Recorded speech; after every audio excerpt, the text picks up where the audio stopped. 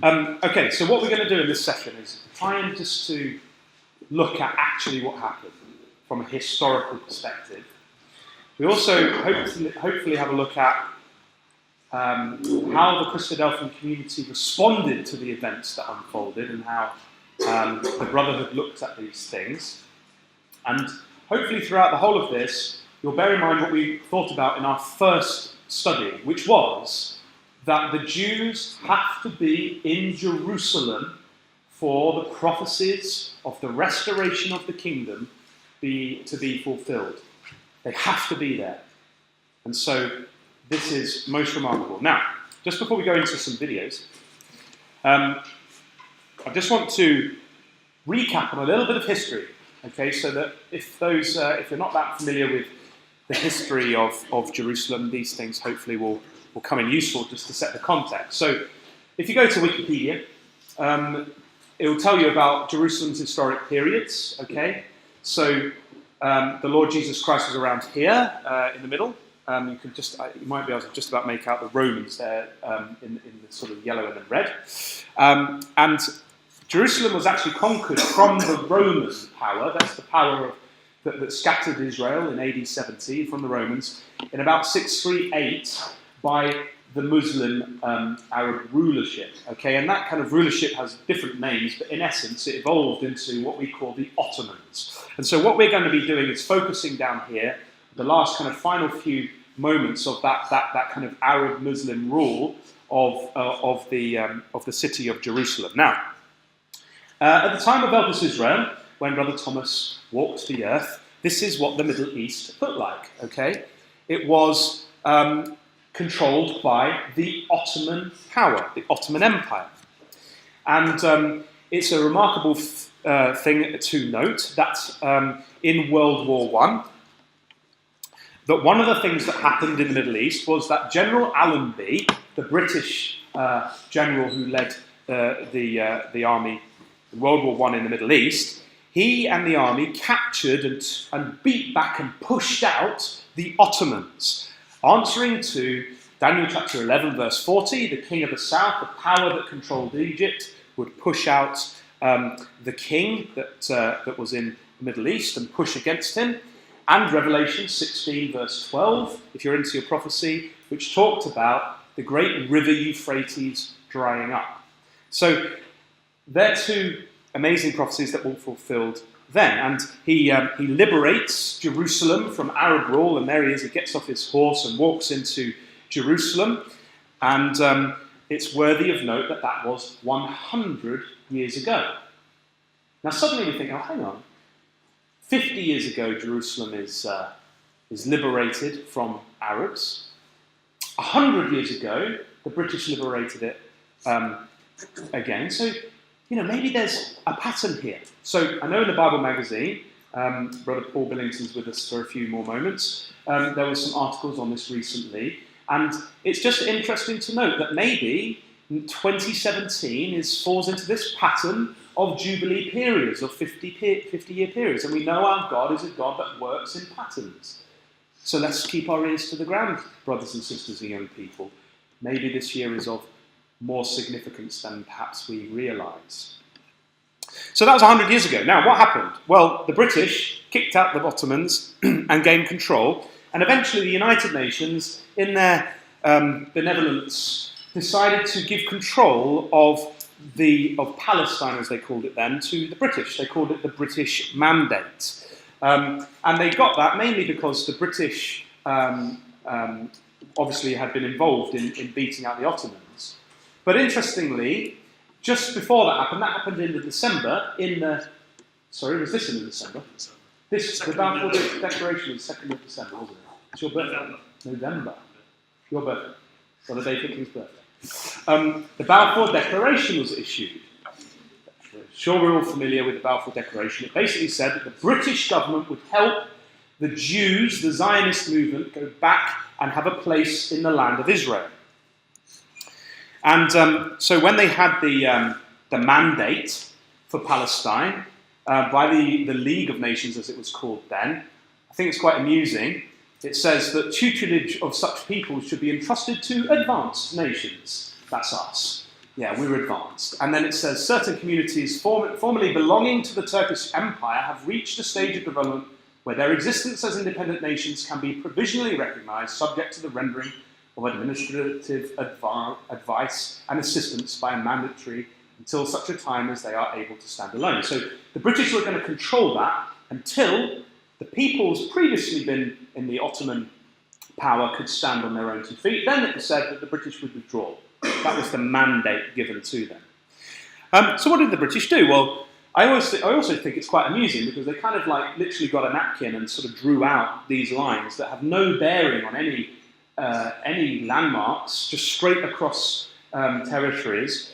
The British really, they are quite peculiar people, aren't they? Very strange. And so no bearing on what's on the ground. And what they decided originally was, hey, do you know what? We've said to the Jews we're going to help them get back to the land. And also we've got this Arab population. So what we'll do is we'll be fair and we'll give the Arabs most of it, and then we'll give the Jews this little bit on the coast here. That should please everybody, but it didn't. What eventually happened was they decided to kind of divvy it up even more and give the Jews like the really lesser parts where there wasn't many populations at all. And so Israel the Jews had to make do with this little kind of area here. Jerusalem was to be supposed to be an international city. Anyway, in 1948, the British decided to withdraw. And straight away, in accordance with the mandate, Israel said, hey, we're a nation now, we can stand on our own 2 feet, we're going to declare ourselves a state. The state of Israel was born, and Ben-Gurion read out the statements around independence.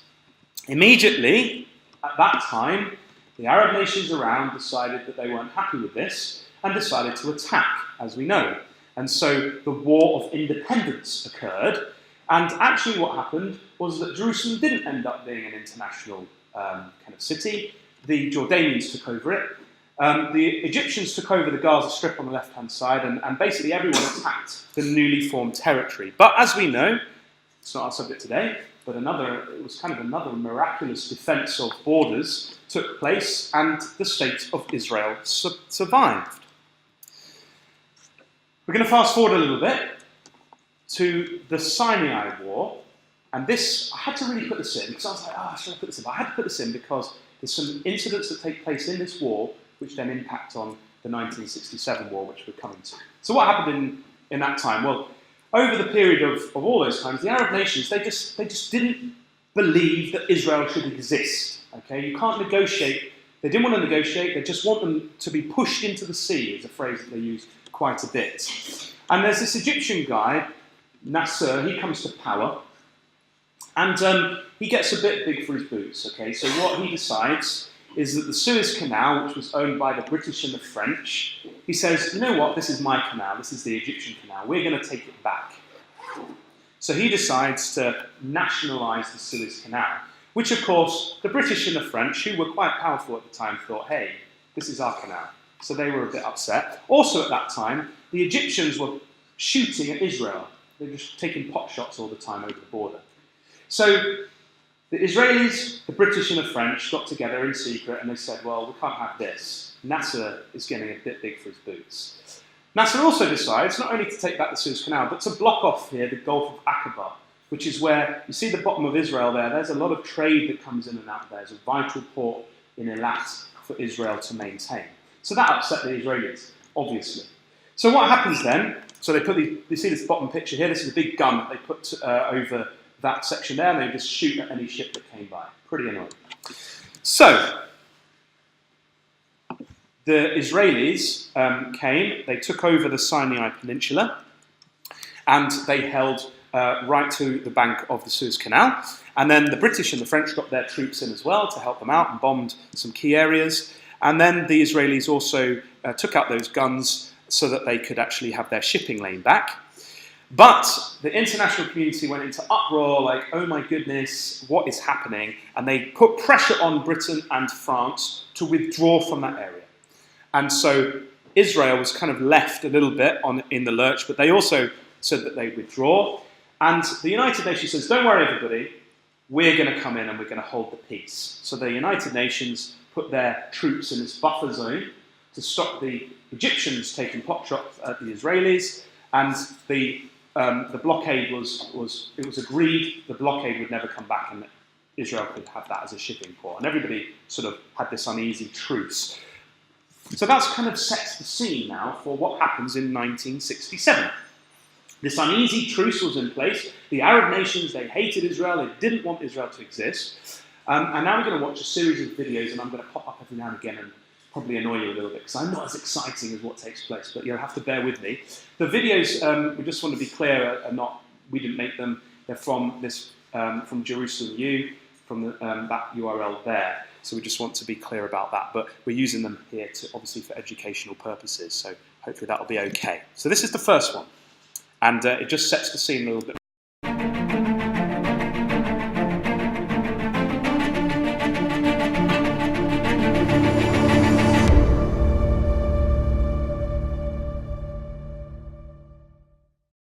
The Six-Day War of 1967 was a pivotal event in the history of the Middle East. In the weeks leading up to the war, 4 Arab armies gathered near Israel's borders, openly threatening the annihilation of the Jewish state. Yet in only 6 days, Israel pushed these armies back and captured new territory that made it much less vulnerable to future attacks. After the war, Israel offered to trade much of this land for peace with the Arab countries, but they refused to negotiate peace with Israel. Many of the dilemmas that Israel faces today had their beginnings at this critical time. In this series of video posts over the next month, we will relive these dramatic events that took place 50 years ago today. In May of 1967, Israel stood in a precarious position. It was not the strong country that it is today. Only 19 years earlier, it had barely survived its war of independence. In that war, 5 Arab armies had simultaneously invaded in an effort to prevent the creation of a Jewish state. Yet the Israelis fought back and were able to reclaim sovereignty over their ancient homeland, establishing a nation-state for the Jewish people after 2,000 years of exile and periods of persecution. The War of Independence ended in 1949, but Arab rejection of Israel had produced continued terrorism from 3 borders. To Israel's north, from the Golan Heights, Syria shelled Jewish communities in the valley below on a regular basis. In the south and east, Arab terrorists from the Egyptian-controlled Gaza Strip and the Jordanian-controlled West Bank regularly infiltrated across the border, carrying out attacks against civilians and killing over 400 Israelis over the course of 19 years. At its narrowest point, Israel was only 9 miles wide and vulnerable to an attack from Jordan that could cut the country in half. Its supply of water was also under threat. Beginning in 1964, the Syrians had been trying to divert the flow of Israel's critical water source, the Jordan River. On May 11th, after a series of terrorist attacks, UN Secretary General OTTOMAN stated that attacks on Israel were, quote, deplorable, insidious, contrary to the letter and spirit of the armistice agreements, and menaces to peace in the area. Israel had faced these threats since its birth. Long before the Six-Day War and before Israel had control of the West Bank, its Arab neighbors had rejected Israel's right to exist. To the Arab world, Israel's borders, the ceasefire lines of 1949, were simply the points where the war was paused, to be resumed at any moment. That moment was approaching.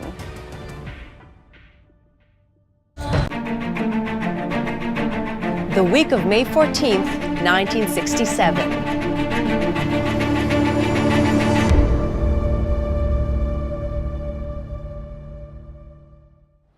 On May 11th, the United Nations had condemned Arab attacks on Israel as deplorable and menaces to peace.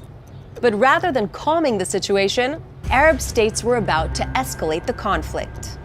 On May 14th, Egypt's President Nasser began moving his troops and armor into the Sinai Peninsula, the only buffer zone between Egypt and Israel. Since the 1956 Suez War, this area had already been demilitarized with UN troops stationed along the Egypt-Israel border to help maintain the peace. Nasser's initial decision to move troops and armor into Sinai was in part fueled by false information supplied by the Soviet Union, Egypt's ally and sponsor, that claimed Israel was about to invade Syria. Within a day, Nasser learned that the claim was false, but chose to continue with the military buildup threatening Israel. On May 16th, goaded on by other Arab countries and the Egyptian public, and urged to not, quote, hide behind UN skirts, Nasser ordered the UN troops to immediately evacuate the Sinai. To the bewilderment of the international community, the UN acquiesced and simply left. Israel now lay exposed on its southern border as Egypt continued amassing its troops in the Sinai.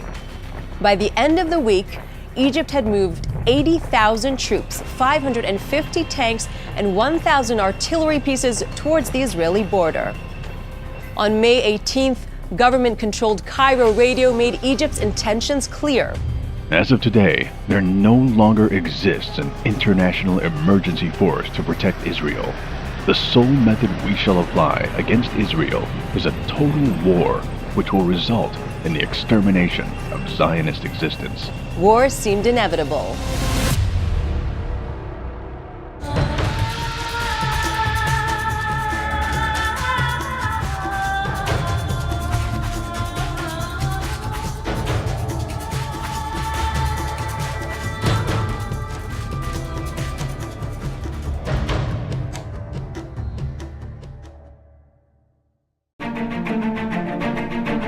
The week of May 23rd, 1967.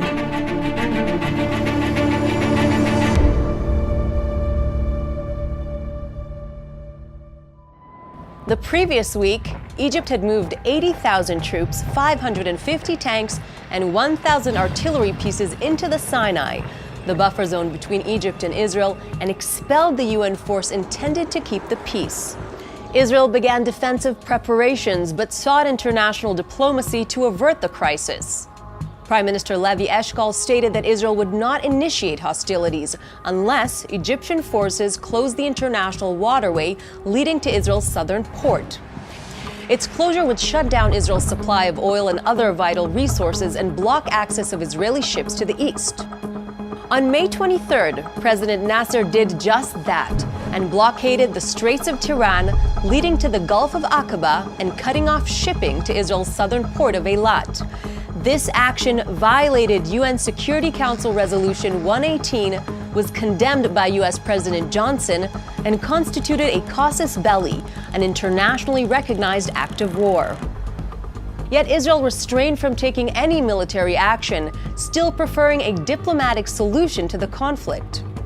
But from Nasser's statements and from public opinion of the Arab masses inflamed with the prospect of destroying Israel, it seemed that a diplomatic solution was not going to be an option. We knew that closing the Gulf of Aqaba meant war with Israel. If war comes, it will be total, and the objective will be Israel's destruction. 5 other Arab countries rallied around Nasser and sent their troops to the front lines. War seemed imminent. Situation for the people of Israel. Imagine what it would have been like to be a Jew at that time. You know, even if you weren't in Israel, it would have been a terrifying situation, and like another Holocaust is about to happen. Imagine what it would have been like to be in the Christadelphian community at that time.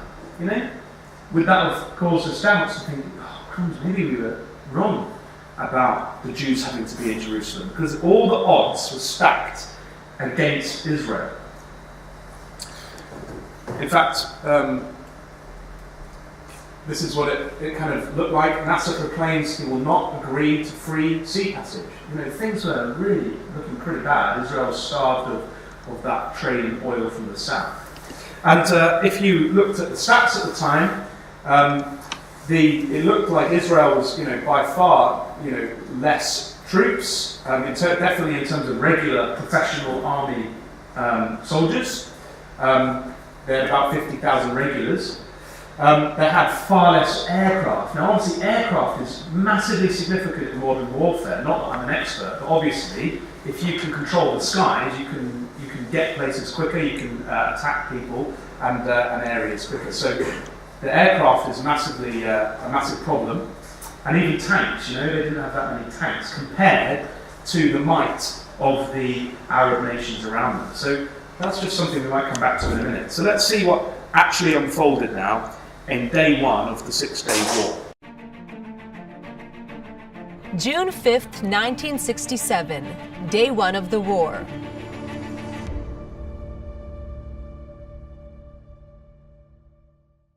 In the early morning of June 5th, Israel launched a preemptive attack on Egyptian Air Force bases.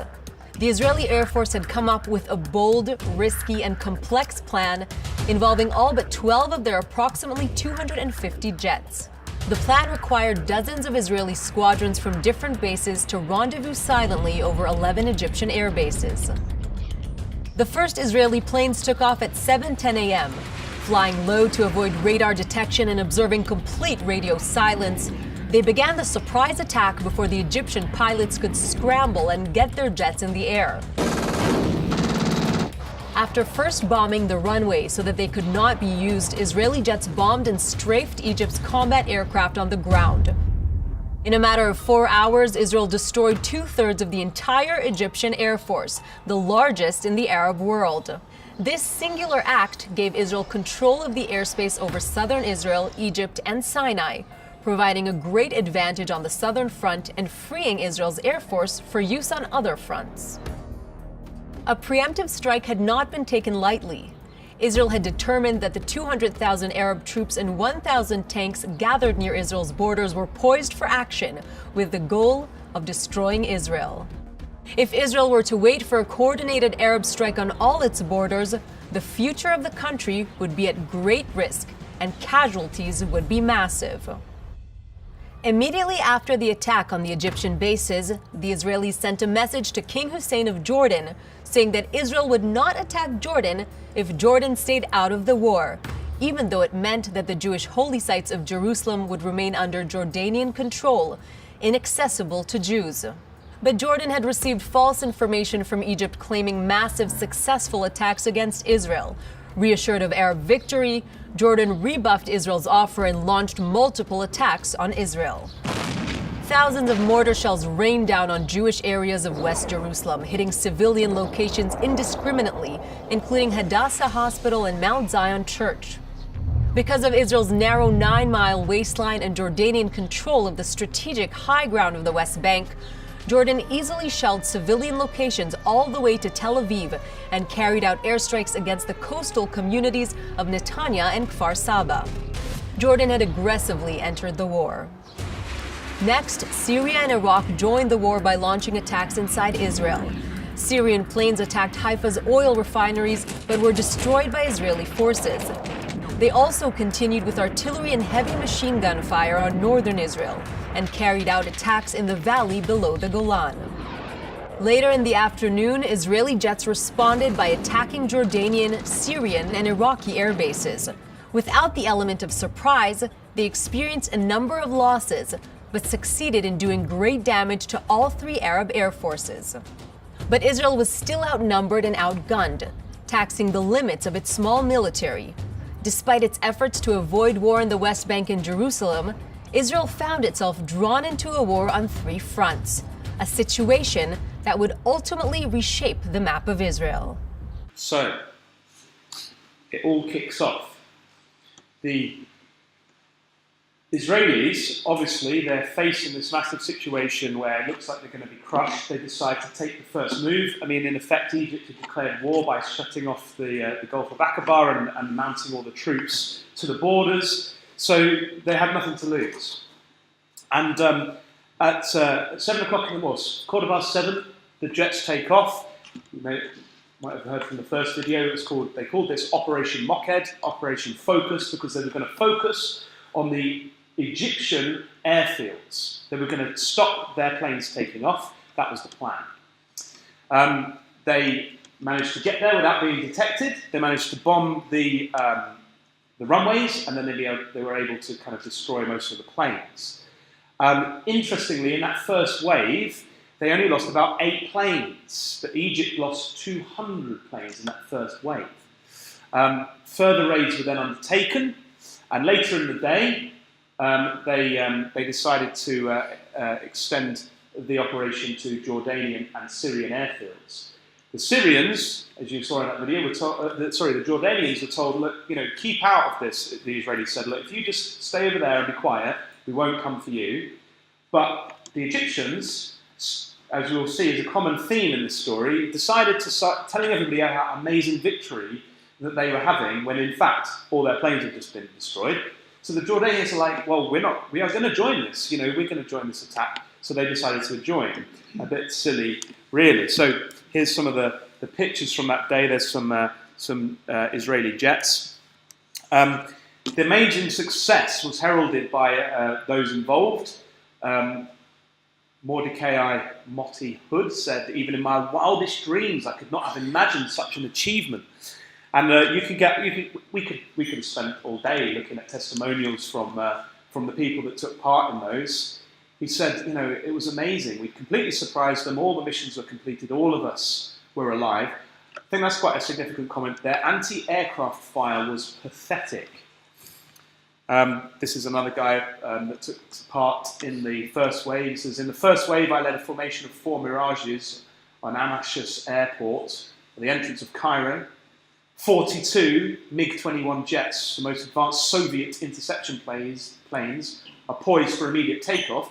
Not one of them managed to move. A complete surprise. By the time we were done, all of the MiGs were burning on the parking area. We landed back at the base with our last drops of fuel, and to our great joy, we saw no one had been hurt.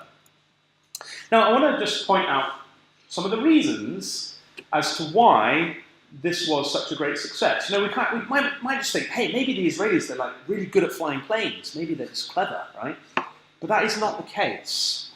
There's 3 incredible things that happened in that slot between 7 and 8 a.m. on that first day.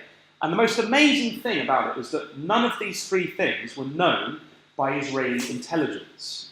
So these are coincidences. And when we come across coincidences to this magnitude, I would suggest they're not coincidences at all.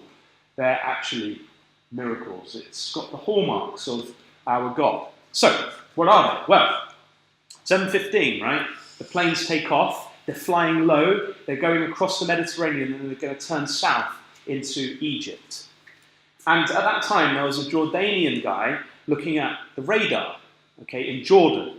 Now, Jordan had been placed under Egyptian army control. So his kind of boss was an Egyptian. So he sees these, he actually sees on the radar all these dots kind of appear. They're flying low, they're trying to not be seen, but some of them appeared.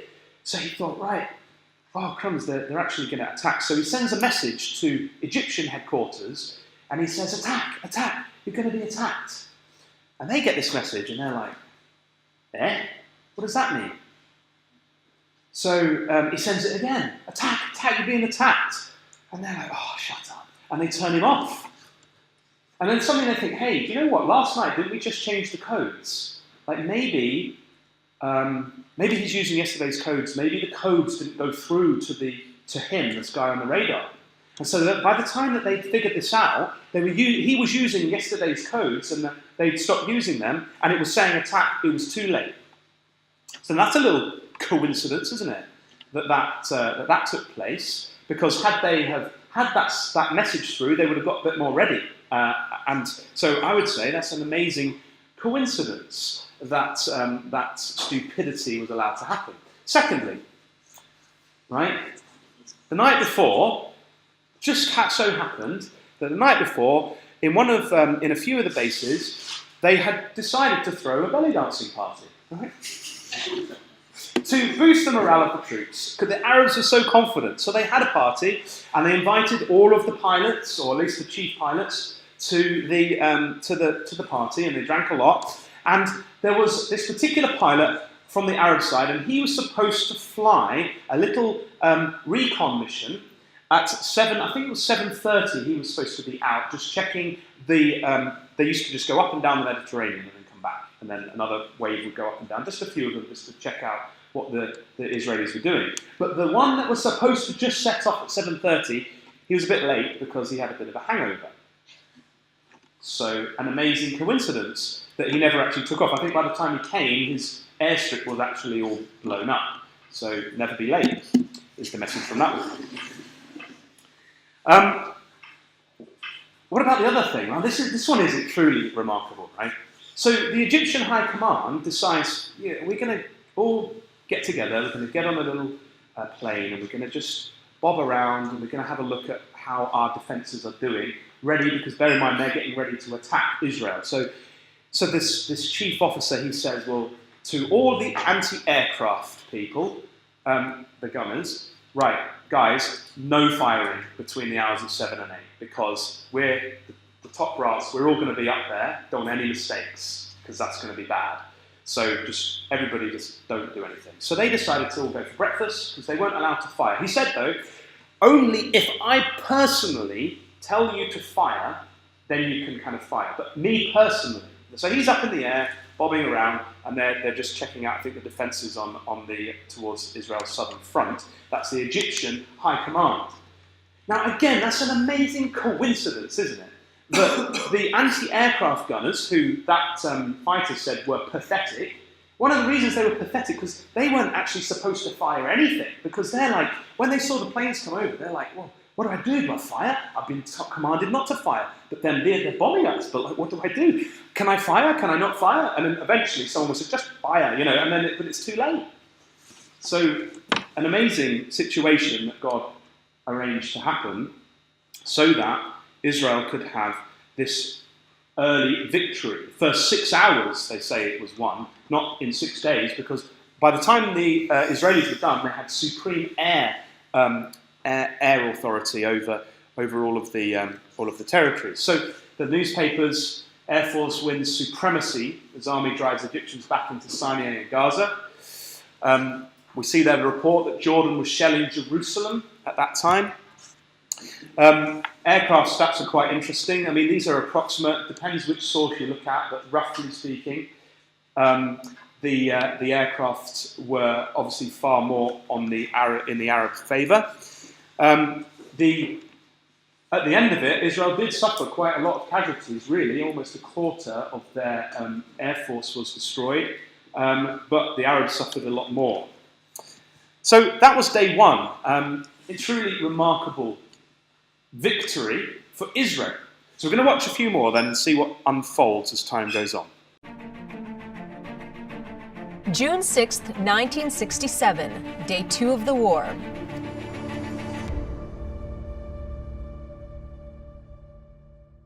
Having destroyed 2/3 of the Egyptian Air Force the previous day, Israeli forces now engaged Egyptian tanks and ground troops positioned to attack Israel. Israeli tanks swept through the Sinai Desert and would defeat Egypt's armored divisions despite Israeli tanks being outnumbered 3-1.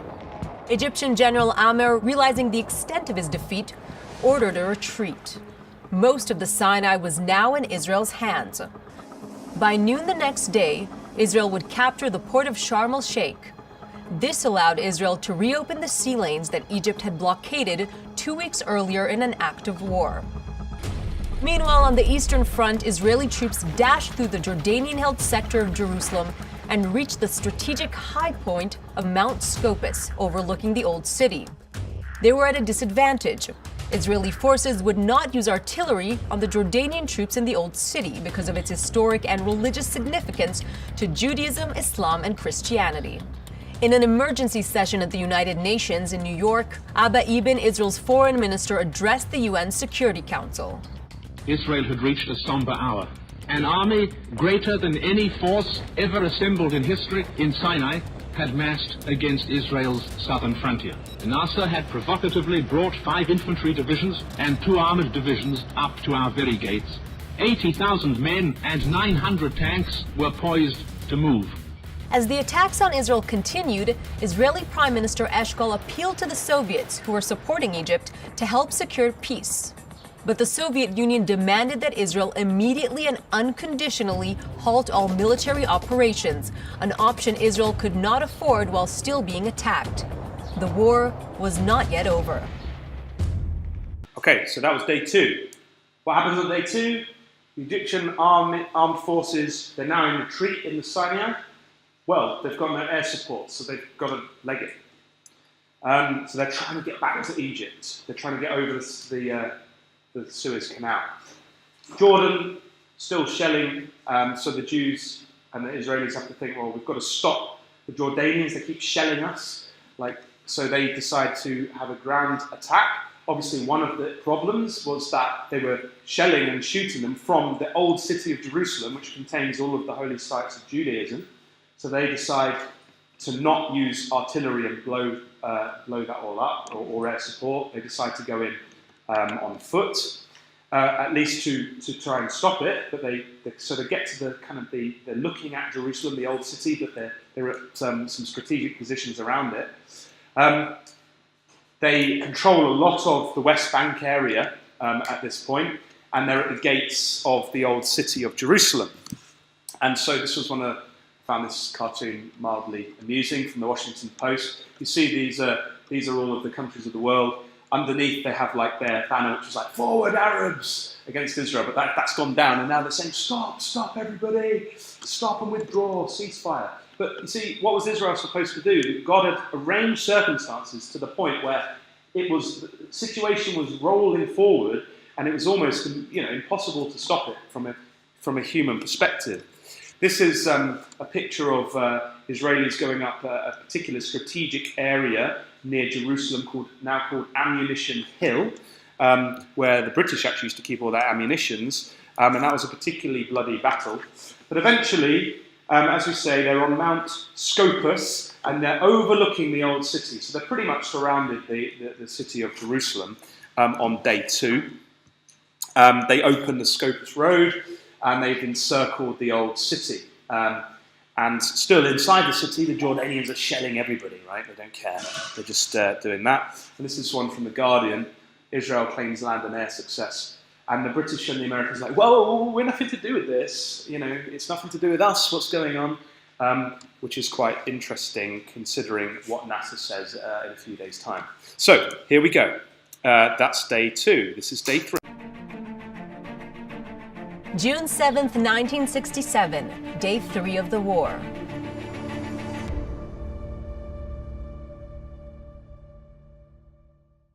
The previous day, Israeli troops had reached the strategic high point of Mount Scopus in Jerusalem. They now overlooked the old city. For the last 19 years, Jerusalem had been divided. In 1948, Jordan had captured the eastern part of the city, which included the Old City and the Temple Mount, the location of the ancient Jewish temple, Judaism's holiest site. Under Jordanian rule, Jews were evicted from the Jewish quarter, synagogues were destroyed, and the Mount of Olives, Judaism's oldest and holiest cemetery, was vandalized. For 19 years, Jews had been barred from access to their holy sites in eastern Jerusalem, despite the rights promised in the 1949 Armistice Agreement. In the early morning of June 7th, the Israeli paratroopers advanced on the holy city. They advanced without artillery support, seeking to prevent damage to the city's ancient and historic sites. The battle lasted from early morning to the afternoon, when the announcement was made on the radio. Har Habayit Be'adenu. The Temple Mount is in our hands. For the first time in 19 years, Jews could pray at the Western Wall. And for the first time in 2,000 years, a united Jerusalem, Judaism's holiest city, was back in sovereign Jewish hands.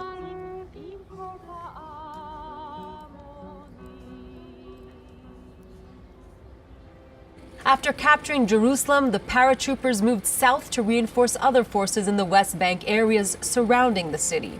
The cities of Hebron, Bethlehem, and the region of Gush Etzion were captured with little to no resistance. The West Bank, the historical birthplace of the Jewish people, which until 1948 had maintained a Jewish presence for 3,000 years, was once again under Jewish control. The battle on the Eastern Front was virtually over, but in the north, the fighting continued. That was day 3. That was the day when the Temple Mount stopped being in Gentile hands and became once again in Jewish hands. They also removed the blockade on the Gulf of Aqaba. This guy here is on the right is one of the Jewish generals, Moshe Dayan. He's just one of the most notable kind of generals in the Israeli army because of this eye patch that he wore. The Jews actually Israelis got through the Lion Gate, which you can see there. We went to Israel a few years back, and that was a photo I took. of the Lion Gate. So we're on the Mount of Olives here, looking down into the Old City. You can see the Old City walls, hopefully, just about there. And one of the most amazing little stories that you can find is around this guy, General Rabbi Shlomo Goren. He's an incredibly brave man. In fact, later when the Israelis go south, I think it was at Bethlehem, he went in literally on his own and took the keys from the keeper of Bethlehem, like without any other soldiers, because he had so much faith that God was working with Israel on this day. And he's there in the army. He's saying prayers at the Western Wall, an interesting character. And there they are on top of the Temple Mount. Can't believe it that they've done it. The famous picture of the Israeli soldiers at the Temple Mount, at the Western Wall, the first time in thousands of years that Jews had been at the place of the temple after AD 70.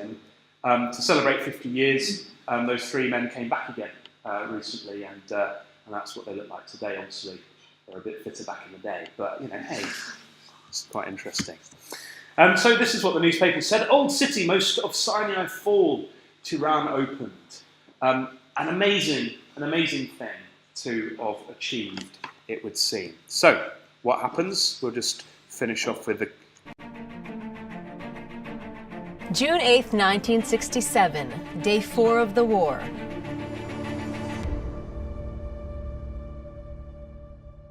During the first 3 days of the Six-Day War, Israel had neutralized the threats from Egypt in the south and Jordan in the east. The Egyptians were in retreat, as were Arab forces in the West Bank. But June 8th began with one of the most tragic accidents of the war. Israeli planes mistakenly attacked the USS Liberty, an American electronic surveillance ship sailing just offshore. The attack was called off as soon as the mistake was realized, but not before 34 American sailors were killed. Prime Minister Eshkol conveyed his profound condolences to the Americans. During the 19 years that Jordan controlled the West Bank, Israel's width at its narrowest was 9 miles. This made it possible for an attacking army to cut the country in half, rendering it defenseless and threatening the very existence of the Jewish state. It also made it possible for enemy forces to shell and bomb Israeli coastal cities like Tel Aviv from the hills of the West Bank. Now with the West Bank in Jewish hands, Israeli-controlled territory was 44 miles wide. Still only an hour's drive, but an area of land that could be realistically defended. Israel now held both the coastal plain to the west of the hills and the Jordan Valley to the east, a desert and natural barrier between Israel and the countries of Jordan, Iraq, and Saudi Arabia. But for many Israelis and Jews around the world, the West Bank was much more than just territory needed for security. It was the birthplace of the Jewish people. Also known by the biblical names of Judea and Samaria, the West Bank was the home of the Jewish patriarchs of the Bible, Abraham, Isaac, and Jacob. It had been central to Jewish identity and had maintained continuous Jewish presence for 3,000 years. The fact that it was now under the control of a Jewish state was deeply moving for many people worldwide. Throughout the day, Israeli forces consolidated their control of the West Bank, an area that was home to 600,000 Arab residents. Meanwhile, in the south, Israeli forces pushed towards the Suez Canal, leading Egypt to accept a ceasefire late that night. In the north, however, Syrian artillery bombardment continued all along the border.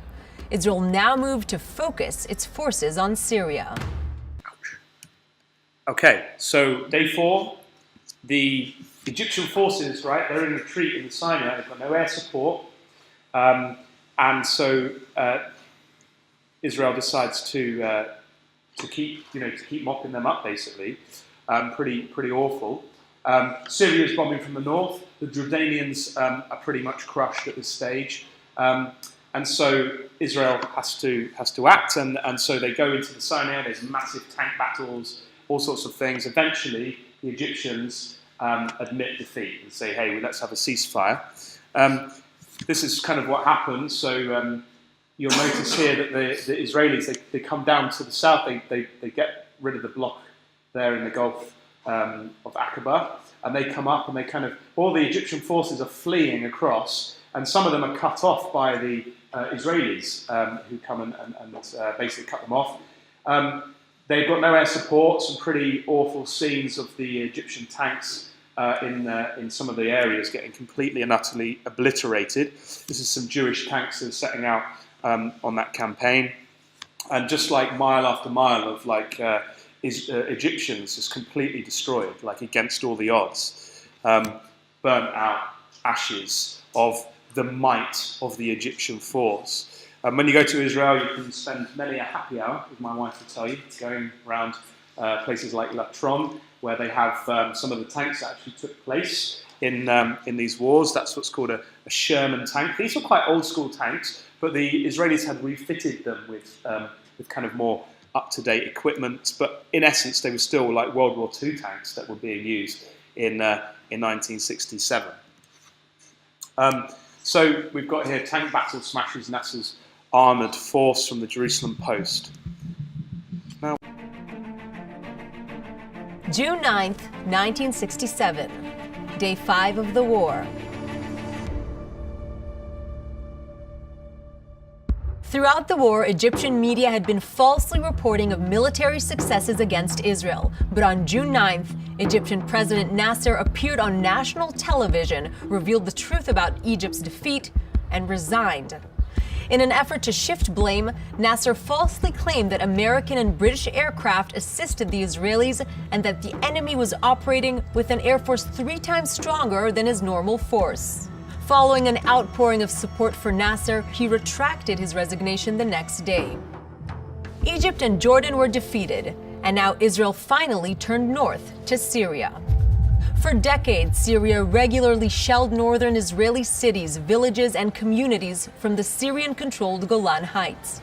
The high ground of the Golan overlooking northern Israel gave Syria the upper hand. Since 1949, more than 1,000 rockets and shells had rained down on Israel.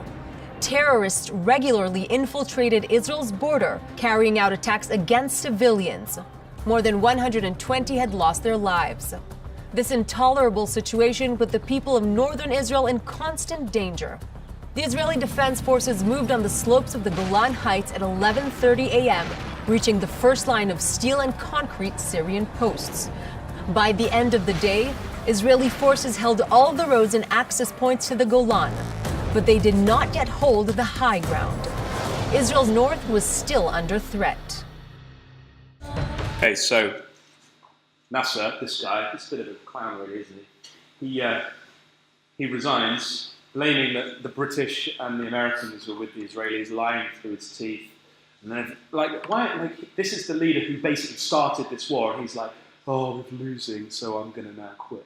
You know, he left his country, as it were, in the middle of this crisis. So anyway, everyone says, no, don't do it. So then he's like, oh, okay. And then he gets back into power.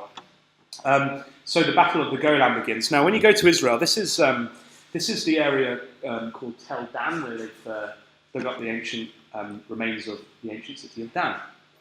And to the north of that area is this is Mount Hermon, and this is the area that the Syrians had, and that's literally looking level. So this is you can see how high up the Golan Heights are. So if you've got a gun on top of one of those kind of really high ridges, very easy for you to pepper or anyone coming up. So that's what they were doing, and so the Jews were in their bomb shelters regularly in the north. When you go there today, this is at the foot of Mount Hermon. This is you can still see some of the trenches that were around from '67. In fact, you might recognise that handsome, strapping man, or their boy. And we went on an adventure through some of these trenches, which you can see is pretty dark and dingy. That's like a rack where they used to put guns and stuff. There's an old bed still around. You know, these things are still quite fresh in historical terms. So a ceasefire was accepted, and I think that's actually not the right timing, but bear with me, that's better. The Egyptians were trapped in Sinai. Some of the pincher movement that the Israelis had done had just kind of completely trapped them, and they got destroyed, a lot of the tanks, and so they accept this situation. So now this is on to day 6. We're nearly there, everybody. June 10th, 1967, day 6 of the war.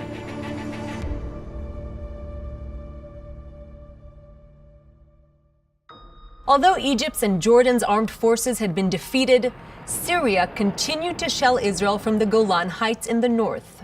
The battle for control of the Golan Heights had begun the previous day. On June 10th, the Israeli Defense Forces made its bid for the high ground. As ceasefire discussions progressed in the UN, Prime Minister Eshkol refused to accept a situation where Syria would still be able to terrorize the north and ordered the Israeli forces to push forward in order to fully neutralize the threat. The Syrian forces now began to disintegrate, with officers and soldiers alike abandoning their posts. By midday, Quneitra, the last Syrian stronghold, fell. The entire Golan Heights was now in Israel's hands. The war was over. The losses on the Arab side had been catastrophic. Just a week earlier, 200,000 Arab soldiers and 1,000 tanks were positioned to carry out their leaders' pledges to destroy the Jewish state. Now, these forces were defeated and thousands of Arab soldiers were lost in battle. The result was humiliation and anger throughout the Arab world, as Israel had established itself as the dominant military power in the region. Facing aggression from its neighboring countries, Israel had captured the Golan Heights from Syria, preventing Syria from terrorizing communities in northern Israel. It had captured eastern Jerusalem and the West Bank from Jordan, giving Israel the strategic high ground as well as a more defensible width at its narrowest point. Israel also took control of the entire Sinai Peninsula and the Gaza Strip from Egypt, preventing the threat of Egyptian attacks on Israel's borders and opening Israel's southern port. For the first time, Israel had strategic depth. Israel was swept by a wave of euphoria. The small, strongly outnumbered country had achieved a stunning military victory and greatly increased its size to borders that could be realistically defended. It had removed the sense of constant threat of annihilation that Israelis had faced ever since the establishment of the state 19 years earlier. And perhaps most acutely felt was the sense of national and historical rebirth, as Jerusalem, Judaism's holiest place and capital of the ancient Jewish kingdom, was reunited under Jewish sovereignty for the first time in 2,000 years. So, final day, they take out the Golan Heights, the war ends. Just a reminder of the stats, pretty amazing really. It was like a David and Goliath moment, wasn't it, with the odds completely stacked against Israel.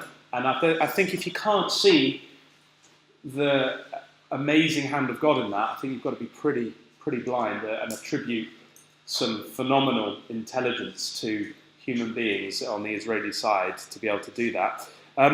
In fact, so much so that even people in the world, they called it a miracle. The 6-day miracle was one of the things. The Jews themselves saw it as a miracle. These are from Jewish magazines. 7 days ago, we wrote that the Jewish people cannot rely on miracles, but what has happened since then cannot be adequately comprehended in any other terms. Manifestations of the supernatural. Bullets were going around corners, so to speak, in that war. We've only sort of scraped the surface. There's plenty of books on some of the battles that took place and some of the amazing feats. What about the Christadelphian community? Well, afterwards, there was plenty of articles, as you can imagine, in the Christadelphian magazine. This one from James Carter called Wake, Brethren, Wake. It says, "Let us confess, when we saw that ring of enemies, jackals intent upon devouring the carcass of their enemy, and knowing the military support of Russia to these countries, we thought it hardly possible that Israel could survive such a combined onslaught, especially in view of the latest equipment from Russia of the Arab nations." And what happened? One of the greatest miracles in history. I think we can sit here 50 years later and go, oh yeah, of course. But imagine you're living there. When was the last time you spoke to a brother who attributed a political event to a miracle in recent times? I can't imagine very much. Maybe the Tarshish stuff. But really, this is amazing. Absolutely amazing. I'm not going to read all of this. A bit later on in July, so this all happened in June, in the July edition of the Christadelphian magazine in 1967, there was kind of a report on a special lecture that took place, The Bible in the Middle East, at Birmingham Town Hall. It said 2,000 people filled all the available space in the town hall, and some 300 more listened to a relay in the basement. It is believed that about 300 were visitors drawn in by these things. Amazing! 2,000 people. You think, like, we've got 50 here and we're happy that 50 people have come to think about these things. 2,000. I'm kind of gutted. Where's everybody else? You know. In 1987, some years later, Brother Alan Eyre was reflecting on an article that Brother Michael Ashton of Woodgate Meeting now had written on the Six-Day War. And he writes in and he says about this, that Birmingham wasn't the only place where the number of visitors kind of were into the hundreds. He says that he was in Jamaica and 1,000 people came to one of his. That's in Jamaica, and 400 at a second talk.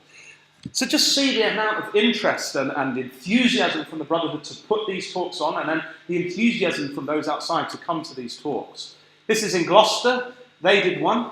The Bible and the Middle East, God's Purpose in the Holy Land.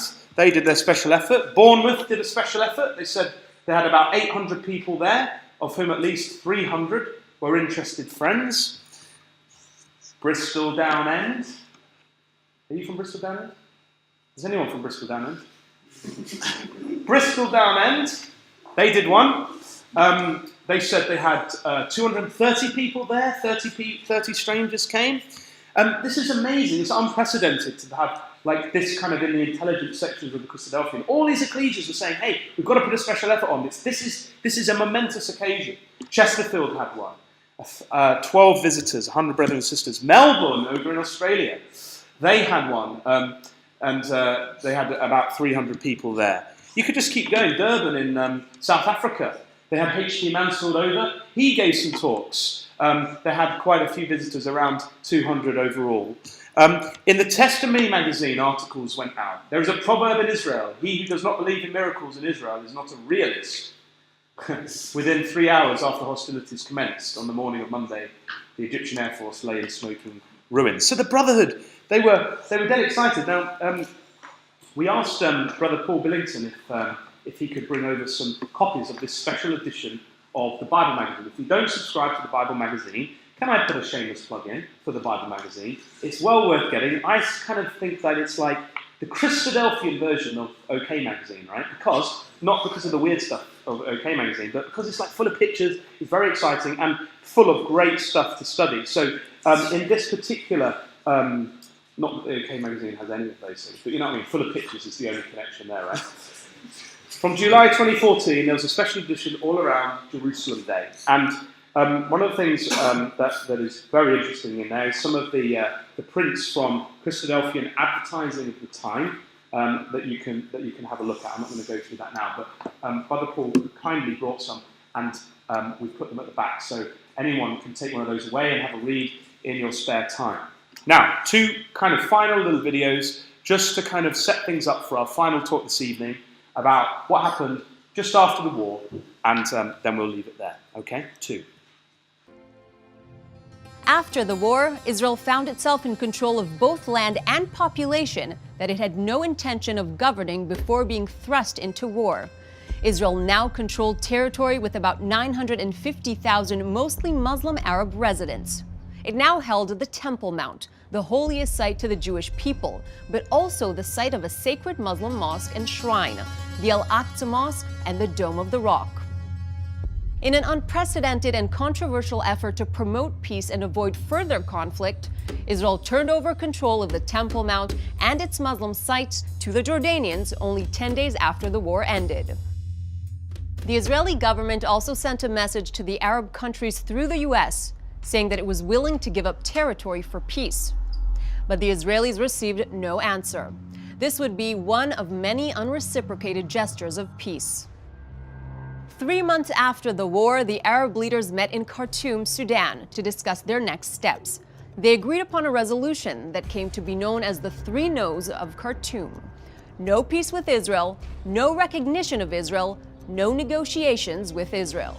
Israel's foreign minister Abba Eban later said, This is the first war in history which has ended with the victors suing for peace and the vanquished calling for unconditional surrender. Israelis were dismayed. They had hoped that their victory would open up an avenue to peace negotiations in which captured land would be traded for genuine peace with its neighbors. Instead, they were confronted by a flat refusal to negotiate for peace around any borders, the same position that preceded the war and one that most Arab countries and groups were to hold for decades after the war.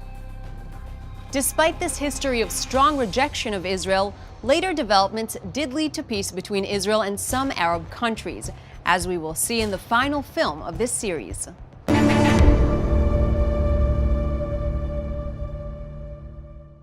On the eve of the Six-Day War, in June 1967, more than 200,000 Arab troops and 1,000 tanks were positioned near Israel's borders, threatening to destroy the Jewish state. During the war, Israel pushed back the armies of Egypt, Jordan, and Syria, and captured territory that had been used to attack and threaten Israel. Immediately after the war, Israel signaled that it would give up captured territory for peace, but the Arab countries refused to recognize or negotiate with the State of Israel.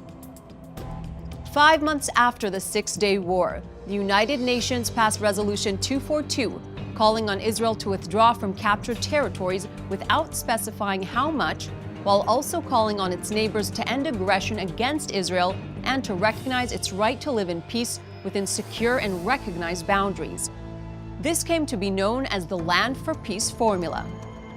Israel was willing to part with newly captured territories in the Sinai, the Gaza Strip, the Golan Heights, and even the West Bank, despite its historical significance for the Jewish people, in return for peace. Again, the Arab states refused to negotiate peace. However, 12 years later, following another unsuccessful war launched by Arab states, and after many rounds of diplomacy, Egyptian President Anwar Sadat signed a peace treaty with Israel. In return for peace, Israel withdrew from the Sinai Peninsula, nearly 90% of the area it captured in the Six-Day War. 15 years later, in 1994, Israel also signed a peace treaty with Jordan. For the Arabs who live in the West Bank and Gaza, the last 50 years have been difficult. While there has never been a Palestinian state, the dream of achieving one has only grown during this time. However, for decades following the Six-Day War, Palestinian leaders rejected living alongside Israel. They believed that all of the land from the Jordan River to the Mediterranean Sea, which includes all of Israel, belonged to them. Hopes soared during the 1990s when the Oslo peace process seemed to offer a negotiated path to a Palestinian state and peace with Israel. Some important progress was made by setting up an elected government for Palestinians, the Palestinian Authority, that governs daily life for most Palestinians to this day. The Oslo process led to the Camp David summit in 2000, where Israel offered the Palestinian Authority a two-state solution. Had the Palestinians accepted this proposal, a Palestinian state would have been created in the West Bank and Gaza, with eastern Jerusalem as its capital. But hopes for peace were dashed once again with the Palestinian Intifada of the early 2000s, when Palestinian suicide bombers and terrorists attacked Israelis in restaurants and buses, killing more than 700 Israeli civilians. In 2005, in another attempt to end the violence and foster peace, Israel unilaterally withdrew all Israeli forces and Jewish communities from the Gaza Strip. This involved uprooting some 8,000 Jews from their homes, an operation that was very difficult for many Israelis. But less than 2 years later, the terrorist group Hamas took over the Gaza Strip in a military coup and has since fired more than 12,000 rockets and mortars at Israeli communities. This experience has discouraged most Israelis from wanting to make further unilateral withdrawals. In response to these terrorist attacks, Israel has taken steps to protect its citizens with security barriers, checkpoints, arrests, and other measures that have decreased attacks. Israelis are aware that these have come at a cost for the vast majority of Palestinians who are not involved in terrorism. There is an ongoing debate in Israel about the best way to protect human rights and stop terrorism. Today, most Israelis say they prefer a solution of two states for two peoples. For the sake of real peace, most are willing to take very difficult steps, such as turning over control of most of the West Bank to the Palestinians and ending what some refer to as the occupation. Most are even willing to uproot many of the Jewish communities or settlements in the West Bank, also known by the biblical names of Judea and Samaria, an area that has deep historical and religious significance to many Jews around the world. Yet at the same time, most Israelis have serious doubts that the current Palestinian leadership will ever accept living alongside the Jewish state of Israel. Many Israelis point to the Palestinian leadership's ongoing acts of honoring and celebrating Palestinian terrorists. They also point to Hamas and Palestinian Authority school curricula that deny the existence of Israel. These curricula focus on a return to an exclusively Palestinian homeland in place of Israel. There is a broad consensus in Israel that the strategic depth earned in the Six-Day War, a legitimate war of defense, should not be given up without strong peace agreements. Peace agreements that end the conflict with the Palestinians and the Arab countries and preserve Israel as both a democracy and the nation-state of the Jewish people. Today, in this chaotic and increasingly radicalized Middle East, Israel remains the one stable democracy with thriving Jewish, Muslim, and Christian communities. Israelis take pride in their vibrant and diverse culture, their passion for repairing and improving the world, their many accomplishments in the areas of medicine, science, technology, and the arts, and most of all, their role in carrying forward the 3,000-year-old heritage of the Jewish people.